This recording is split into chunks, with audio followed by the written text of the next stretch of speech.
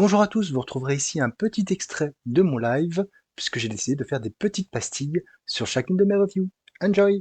Hop, on va passer à un titre dont j'ai parlé dans l'apéro comics BD chez Julien Nico. Là, pour le coup, avec un style très particulier.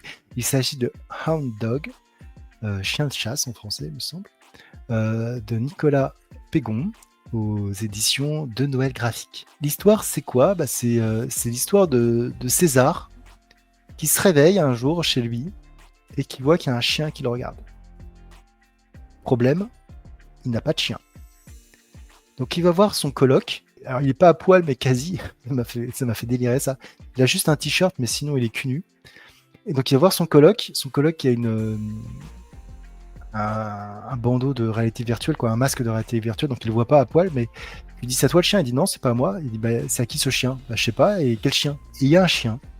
Ok. Et donc il va voir son autre pote dans la résidence, Alexandre. Il dit bah voilà, il y a ce chien, mais je sais pas d'où il sort, etc. Je sais pas d'où il vient, il me suit partout. Bah, ils partent tous les deux avec le chien et, et ils essaient de comprendre un peu ce qui se passe, pourquoi.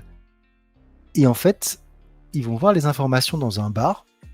Et sur les informations, ils voient qu'il y a eu un incendie, qu'il y a une personne qui est morte, etc. Et il y a une photo de cette personne et il y a ce chien à l'écran. Donc c'est le chien de cette personne qui est morte. Ils disent mais comment le chien il atterrit dans ton appartement? Qu'est-ce qui s'est passé en fait? Et donc avec son copain, ils vont essayer de mener une enquête pour savoir finalement bah, qu'est-ce qui s'est passé et surtout bah, d'où sort ce chien. Voilà. C'est complètement délirant.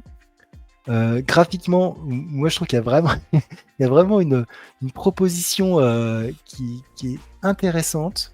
Et en plus de ça, alors ce fameux César, il a aussi un problème, il a le bras gauche complètement paralysé. Et donc il va voir tous les médecins au fur et à mesure de l'histoire, il voit tous les médecins, donc il va passer une IRM, il va voir un neurologue, il va voir un ostéopathe, il va voir un chirurgien pour essayer de comprendre pourquoi son bras ne bouge plus, ne répond plus. Voilà. Et donc c'est complètement délire. Il y a même Elvis à un moment donné qui apparaît, une vision d'Elvis. Voilà. Donc l'auteur il met plein de trucs, il mélange un peu, ça donne une histoire complètement barrée que moi j'ai lu d'une traite, que j'étais vraiment happé par ce récit qui est complètement délirant.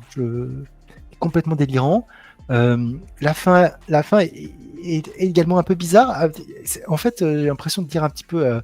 Je sais que Jules n'avait pas trop apprécié la comparaison parce qu'on faisait comparaison avec Fargo et puis un autre titre. Et une ambiance un petit peu comme ça, effectivement, une ambiance un petit peu Fargo dans ce côté vie de tous les jours où l'absurde peut intervenir. On se dit mais qu'est-ce qui se passe là? Il y a un truc qui est pas normal quoi. Et c'est vrai que le chien qui est là comme ça, on sait pas pourquoi. Et je dis mais pourquoi? D'où il sort? Qu'est-ce qui se passe?